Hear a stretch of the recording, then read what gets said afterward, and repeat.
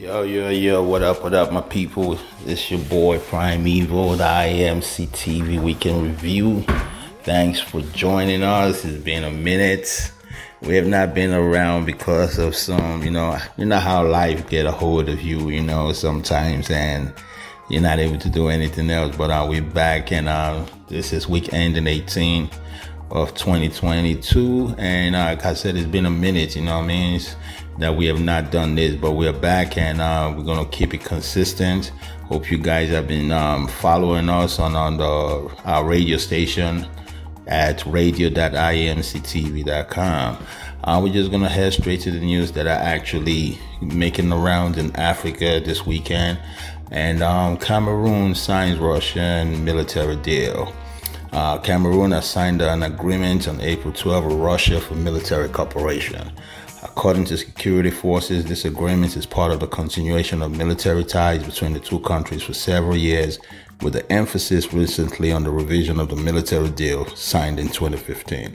On the instructions of Cameroon's head of state Paul Biya and Russian President Vladimir Putin, Defense Minister Joseph Betty-Assoma and his Russian counterpart, General Sergei Shoigu, inked the documents that define this new military cooperation. In the 13-page document, the two countries agreed to exchange opinions and information on defense policies and international security, development of relations in the areas of joint training, medicine, topography, or military hydrography.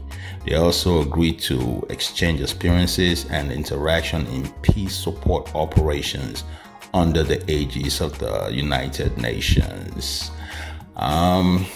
That's Cameroon, just trying to big up their arsenal, I guess, with the aid of the Russian military, but we'll go to other news and we'll speak on some of these things, because the news that I'm bringing here right now, they're actually kind of linked. So let me just read the following headlines that are actually coming before I actually start to dissect and analyze, France accuses Russian mercenaries of staging a massacre in Mali. Footage is making a round of Russian mercenaries burying bodies in Mali. The footage, which was made available by the French military in northern Mali, appears to show Russian mercenaries burying bodies near the Gossi base. French military staff described the images as part of an effort by Russian mercenaries to make it look as if the French military left a massacre behind before handing over control of the Gossi base to the Malian army. The Gossi base was home to 300 French soldiers. Control was handed over to the Malian army last Tuesday. The first images claiming that the French had committed atrocities were published this Thursday through social media.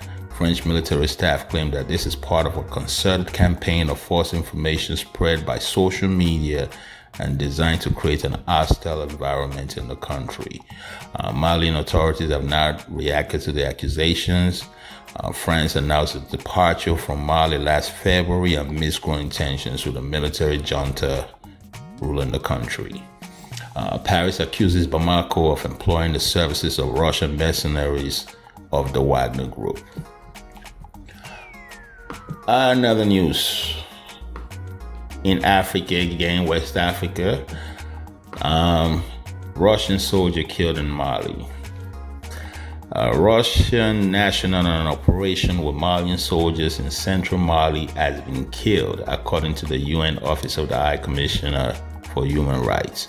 It was the first confirmed death of a Russian in military operations in Mali since the ruling junta in Bamako called on what is described as instructors from Russia. According to a security source, a detachment composed of Malian soldiers and Russian instructors was attacked with an improvised explosive device near the town of Ombori on Tuesday morning. We confirmed that Russian soldiers died. The Russian soldier died on Tuesday as a result of injuries sustained in Seville. He was in his 30s. The vehicle carrying him and Malian soldiers hit a mine, a hospital source in the town told. the press. We have learned of the death of the Wagner agent who was fighting alongside the Malian army yesterday in the region of Mopti, said an elected Malian official in the center of the country, speaking on condition of anonymity for security reasons. The car that was carrying them blew up on a mine. People, all of this news that I just read to you just now were actually pretty much in West Africa, Mali and Cameroon precisely. And these are actually crazy because, I mean, France is accusing the Russian military or the Malian military of inviting mercenaries, and how these mercenaries are actually, burying bodies. And I mean, you can check on our website later on, and you can see the video that we are actually going to show off these soldiers actually burying bodies.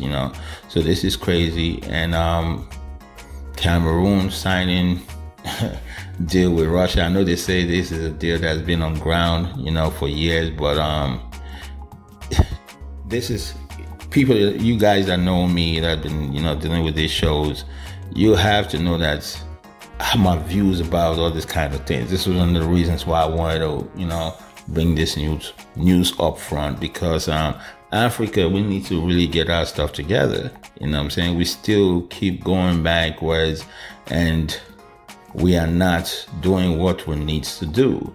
I understand we're trying to align with people that will help us, give us weapons, but I think it's high time that Africans start actually producing their own weaponry. We don't need to be dependent on countries like Russia or the US or Israel, any other country, for our own, defense. You understand what I'm saying? Look at a country like Ukraine, for example, a country that a lot of people underestimated. A lot of people did not think Ukraine was going to be able to sustain their fight against Russia. But lo and behold, it seems like they're actually winning, because Russia cannot even make any progress. That's because of the undermining of Ukraine. The capabilities of Ukraine was undermined, and that's what we're seeing right now. Like, people just disregarded Ukraine, but I mean, yeah, with the help of the US and other foreign countries, they're able to fight. But people that don't know, Ukraine make weapons. Ukraine make their own weapons. I mean, I know right now they are probably not able to. That's why they're getting a lot of support from all of these foreign countries. But Ukraine used to be one of those countries that had the highest numbers of nuclear weapons, during its heydays as part of the USSR, but they gave up most of those, as most people know. They gave up all their weapons, and that's why they actually have the big bad Putin attacking them today, because Putin did not think they were going to be able to defend themselves. But again, yeah, they having support from other countries. That's because of the situation. It's an emergency situation. The attack on them was actually, it was foreseen. It was actually seen a long time, because people were already predicting that. But at the point that he actually took those actions, Putin, I'm talking about, people did not actually expect it. But regardless, the Ukrainians, it seemed like they were prepared, because they stood up and they are fighting for their country and everything like that. So I'm just coming back again that we Africans, we need to do our own thing, because all this Russian, France, and the US, all of them trying to drag space in Africa, to me, I don't see that as a positive development. You know what I'm saying? Because we are Africans, and I think we should be able to create our own weapons, even if we have to swipe technology from somewhere and reverse engineer that mug. You know what I'm saying? Then we do that. But we have to be dependent. We have to be dependent on ourselves. We have to be independent, truly independent continent. You know what I'm saying? Because we cannot be subservient to anybody.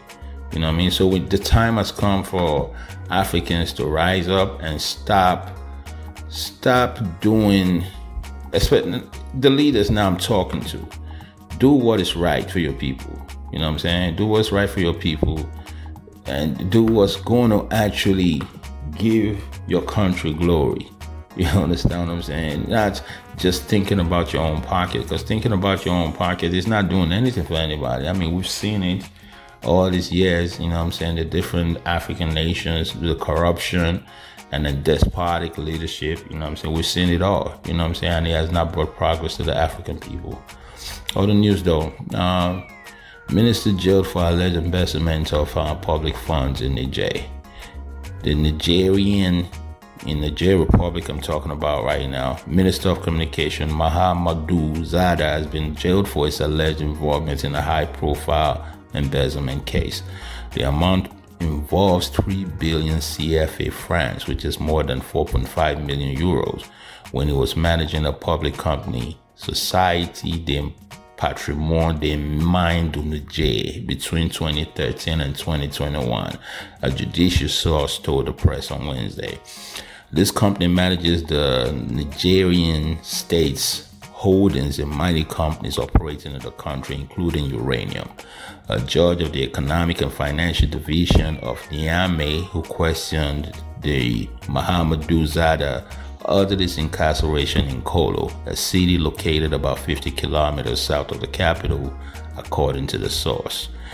The scandal exploded when the management of Tanadi, a local microfinance institution, wrote to Supami a year ago to say it had not found any trace in its books of a CFAF 3 billion deposit announced by Supami, according to the Nigerian press. The state-owned company had already been implicated in a scandal linked to the international trade in uranium organized by the French group Areva na Orano over the sale in autumn 2011 of a large quantity of uranium for $320 million. President Bazoum, who has made the fight against corruption one of his main priorities, recently indicated that some 30 senior state officials guilty of embezzlement or misappropriation are currently in prison and will remain there for a long time. In 2020, a case of over-invoicing of purchases and not deliveries of military equipment amounting to 39.4 billion CFA francs, which is about 59.4 million euros, caused a lot of tension in Niger. It is not clear when the trial of the case will be held. See this? I'm glad that the country, the state, is actually doing the needful and locking this guy up, because this is the problem where I was just talking about that Africa is facing, you know, when you have people that are just thinking about themselves, thinking about their pockets, not the overall good of the people.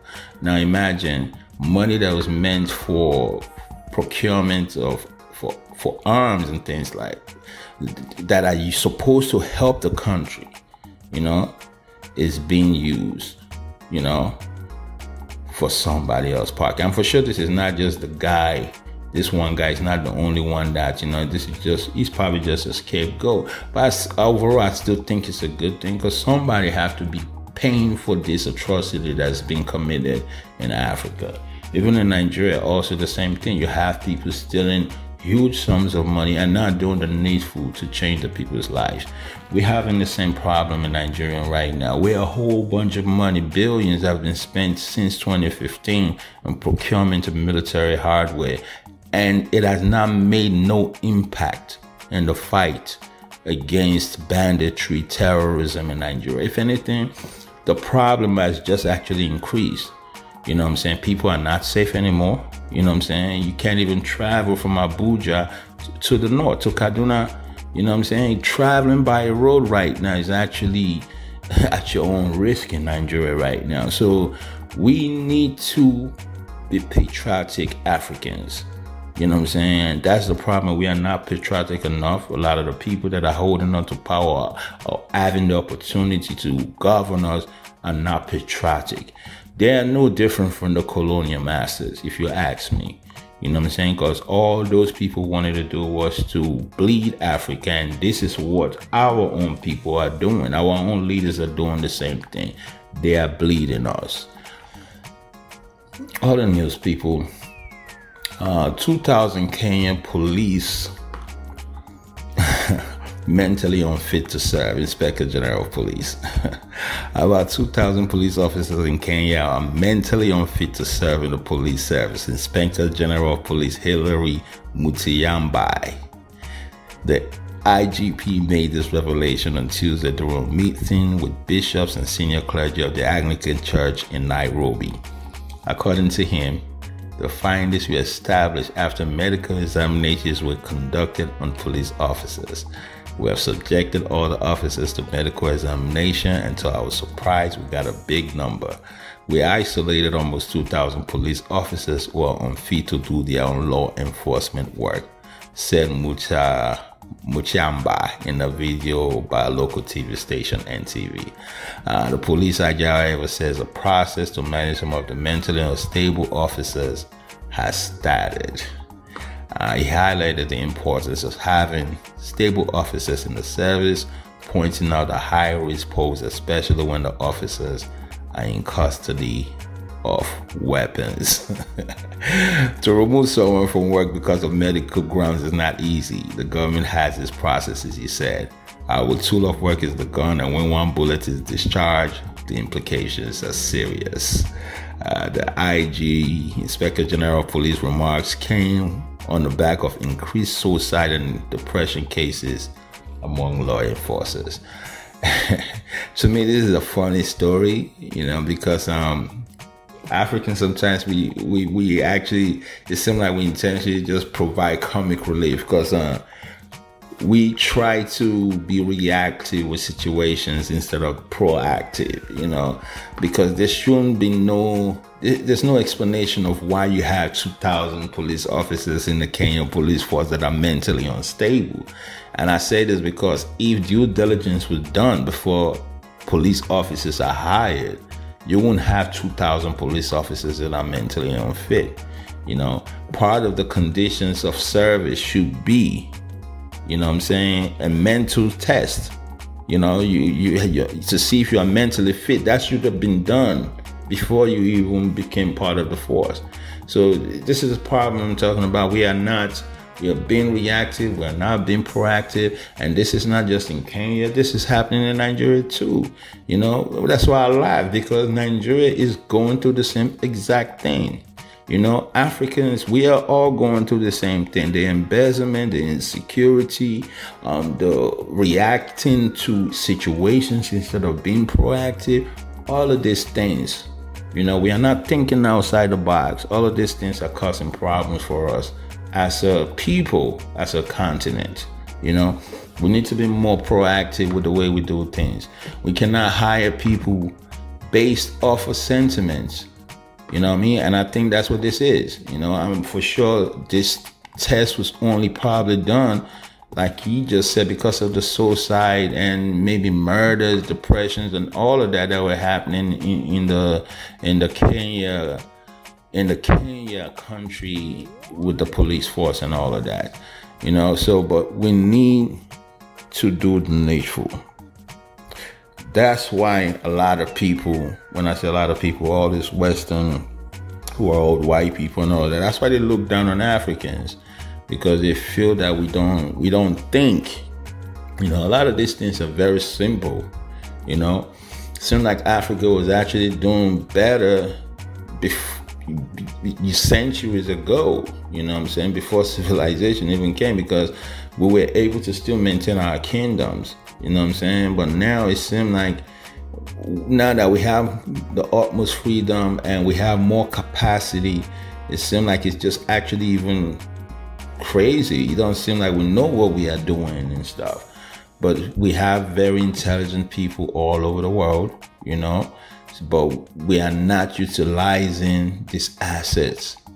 We're not utilizing these assets that we have. And I think that's our biggest problem. So we need to rethink the way we are doing things. As Africans, we need to rethink it.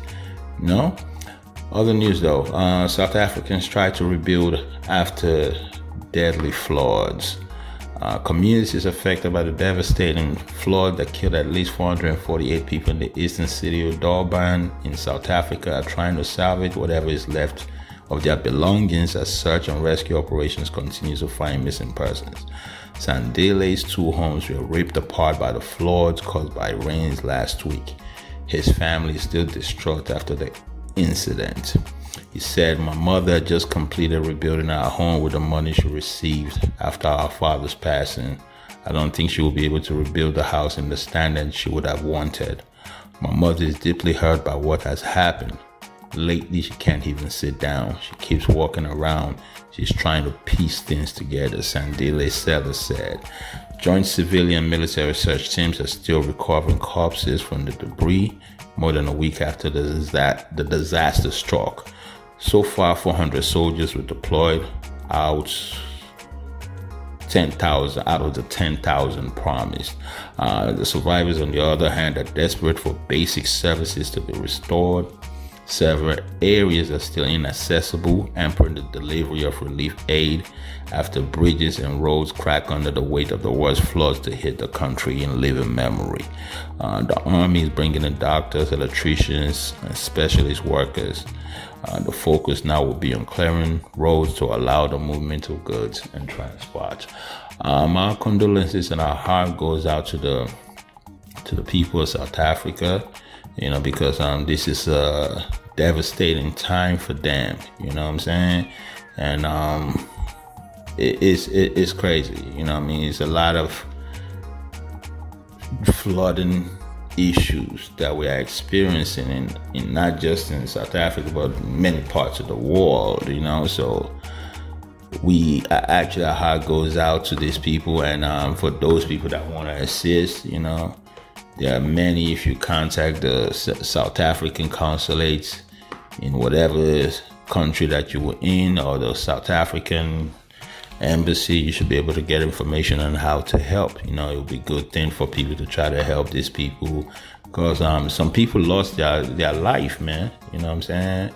Some people lost their life, and as a result of that, South Africa deployed soldiers into provinces following the deadly floods. Troops have been deployed to support rescue operations since massive floods hit South Africa more than a week ago. Following up a declaration of a national state of disaster, President Cyril Ramaphosa dispatched top ministers to the city of Durban and KwaZulu-Natal province, where at least 448 people have now died and 40,000 are homeless. The country has declared a national state of disaster after record rains flooded swaths of KwaZulu-Natal and Eastern Cape provinces. The Defense Force announced Monday that it was deploying 10,000 troops to help clear debris, rebuild fallen bridges, provide clean water, and reconnect severed power lines.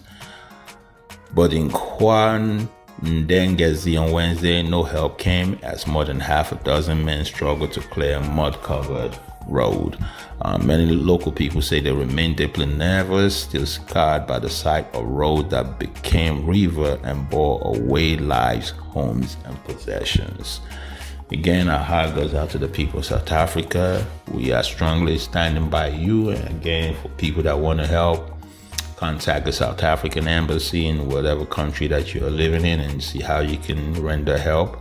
But the South African government, 400 troops out of 10,000, I don't think they're meeting their benchmark, but they need to get up on it. 40,000 people are homeless, so they definitely need those 10,000 troops on ground to help ease the situation for these people. You know what I mean? Because again, this is a devastating time. You know what I'm saying? It's definitely a devastating time. This is a thing that's actually all over the news this week. It's big news. Definitely big news, and that's why we are actually bringing it to you, so we can be of assistance and know what our people, our brothers and sisters, are going through in South Africa. The African wildlife, the coast suffer effects of flooding and drought. Marine and terrestrial wild species are facing the brunt of devastating floods in South Africa, coupled with extreme weather events across the continent linked to climate change, according to biodiversity experts. Africa has already faced several climate-related woes in the past year, the ongoing fatal floods following insistent cyclones in the south, extreme temperatures in western and northern ranges, and a debilitating drought that is currently afflicting Eastern, Central, and the Horn of Africa. The recent disaster in South Africa only awakens conversation about climate change. Conservation and wildlife groups say it's critical to protect species from these climate change-related weather events. According to the head of the Climate Change Division at Conservation International, climate change is disrupting ecosystems and affecting the survival and suitability of species to live in their usual habitats. Massive disruptions to ecological stability will occur if adequate adaptation and mitigation measures are not implemented. There's a need to incorporate climate proofing of our protected areas. That way we boost nature's ability for resilience. Yeah, it's just part of what I was saying again. A lot is going on in Africa right now. I don't think our leaders are actually up to the task because they don't have no plan. You know what I mean? Any leader without a plan, you're trying to do something, there's no way that you can implement because you have no plan. But we keep working, we keep moving forward and fighting against those bad things that are bringing the African continent down. We will keep fighting against those things and strengthen Africa. Okay. Other news though. The Yoruba nation has been thrown into mourning following the demise of the Alaafin of Oyo, Lamidi, Adeyemi, who was said to have died at the Afe Babalola multi-system hospital in Ado Ekiti. The monarch, who was 83 years old, had been ill before his demise. He joined his ancestors on Friday night, according to sources at the hospital, 5 days after he was admitted for the treatment of a chronic illness. The news of the top Yoruba king's demise reverberated across the country. Earlier, there was confusion over the veracity of the news, especially on social media following a statement by its media and publicity director, Bode Durojaye, dismissing the news.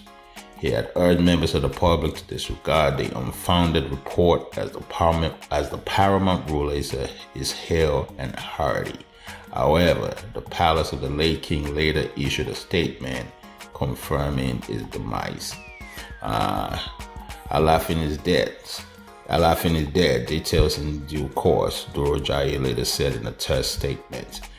The remains of the top Yoruba traditional ruler were taken to Oyo town in the early hours of yesterday for burial rites. His first son, Prince Tunde Adeyemi, and his siblings were said to have received the remains of the late monarch in Oyo town. The funeral rites began at 11:55 a.m. amid a huge crowd of sympathizers who converged in the palace upon hearing the news.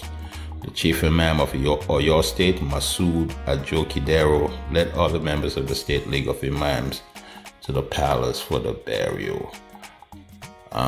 Just want to say rest in peace to Oba Lamidi Adeyemi on his demise. This was actually unexpected, and it's painful to the Yoruba people and to Nigerians at large who actually love and adore this guy. So we say rest in peace, and our heart goes out to the family, and I hope the succession, a new monarch, would be just as great as he was, as loved as he was to his people. That's our prayers. Other news: real reason for Aisha Buhari's dinner with presidential aspirants. First Lady Aisha Buhari unfolded a real reason Saturday for inviting presidential aspirants to dinner at Aso Rock. It was to ring a concession for women. She urged political parties to always consider women as running mates to candidates contesting elections into various positions across the country. Aisha Buhari spoke on Saturday night when she hosted presidential aspirants from various political parties to a Ramadan iftar breaking of fast at the State House in Abuja. She organized the iftar dinner to provide opportunity for the aspirants to share love and happiness with one another in the spirit of Ramadan and in the quest for nation building. She said fair play for women in politics was to ensure their greater participation in elective positions. In fact, it is high time women are adopted as running mates at all levels, considering their voting strength and active involvement in political processes. She said, as we approach the 2023 election with greater hope, I'm confident that Nigeria will continue to grow from strength to strength on the pedestal of our democratic tenets, she said. The First Lady enjoined the presidential office to remain focused on issues that strengthen the nation's unity, brotherhood, and national cohesion. Mrs. Buhari, however, reminded her guests that the 2050 election was a watershed in the history of Nigeria. It was neither contested in the court of law nor in the court of public opinion. Therefore, the greatest end of tenure gift that fellow Nigerians can give to the first family is another free and globally acknowledged fair election come 2023, she appealed. And let me just say, the first thing, that was great that she's actually pushing for women to have elective positions as presidents, vice president, governors, whatever the case. Great. But what she's saying, this last part, she's referring to the 2015 election as a watershed in the history of Nigeria. She needs to realize that the reason that was a watershed moment in the history of Nigeria is because President Jonathan was a big man, was big enough to know when to say, okay, this is it, game over. And he put the structures in place for that kind of moment to occur in Nigeria, you know? So she needs to talk to her husband, President Buhari, to do the same thing for Nigerians. Because it's not Nigerians that's going to give Nigeria a free, incredible election. It's the government, you know what I'm saying? And her husband is the head of the government right now. So she needs to be telling him, because everything that's going on in the country right now, we just don't understand. And your husband is at the helm of affairs, you know, because like I said, the only positive I see on this is her her fighting for women's rights, you know what I'm saying? But as far as you saying that Nigerians need to make sure or the contestants need to make sure that there's a free and fair election, that's not their job. That's not their responsibility. It's the responsibility of your husband to make sure there's a free and fair election in Nigeria come 2023. Other news, people, Russia invasion. Vladimir Putin warns U.S. against sending more arms to Ukraine. Russia on Monday warned the U.S. against sending more arms to Ukraine. The country's ambassador to Washington warned that large Western deliveries of weapons were inflaming the conflict and will lead to more losses. Russia's February 24th invasion of Ukraine has killed thousands of people, displaced millions more, and raised fears of a wider confrontation between Russia and the U.S., by far the world's two biggest nuclear powers. The U.S. has ruled out sending its own or NATO forces to Ukraine, but Washington and its European allies have supplied weapons to Kiev, such as drones, howitzer heavy artillery, anti-aircraft Stinger, and anti-tank Javelin missiles. Ukraine has no intention to surrender, Zelensky, you know. Anatoly Antonov, Russia's ambassador to the U.S., said such arms deliveries were aimed at weakening Russia, but that they were escalating the conflict in Ukraine while undermining efforts to reach some sort of peace agreement. What the Americans are doing is pouring oil on the flames. I mean, this situation with Ukraine and Russia is deep, you know. I mean, there's different sides to it, but ultimately for me, Russia has no rights doing what they're doing in Ukraine. You know, I understand about interest and all of that. Oh, they were part of us years ago and all of that. They don't want NATO to be in their front door. I understand all of that. But attacking a sovereign nation just because you feel they want to be part of an organization you don't want them to be part of, which is not your choice in the first place. You know what I'm saying? to me, I think it's just mind-boggling, you know. And I'm surprised that this conflict has gone this long, because people are dying. You know, children, women are being displaced, are being killed. You know, so for me, they need to actually find a peaceful resolution to this. But you cannot expect Russia, the Ukrainians, to just fold their hands and just allow you to kill them. You know, and the world will not just sit by and just you will kill them unprovoked like that. You know, it doesn't make any sense. So people need to sheath their swords and get back to the negotiating table, because that's the only way this crisis is going to end. We don't want it to escalate into a world war. You know, that we definitely don't want. But the only way this can be resolved is peaceful resolution, because Russia cannot keep hammering Ukraine with bombs and expect the Ukrainians not to fight or ask for help from other countries around them. So that's just the situation, people. This is what's going on this weekend, you know, and IMC TV weekend review. We are glad to be back on this, and we're gonna keep it consistent and come to you every weekend. And just watch out as our other shows come back on air. They're gonna come back, okay? So y'all just sit back and relax and keep following us, keep doing the things that you're doing and staying safe. Yo, people, this your boy Prime Evil, IMC TV weekend review, week ending 18/2022. Thank you all for joining us. Nothing but love from this side. Continue to do the thing. One love, people.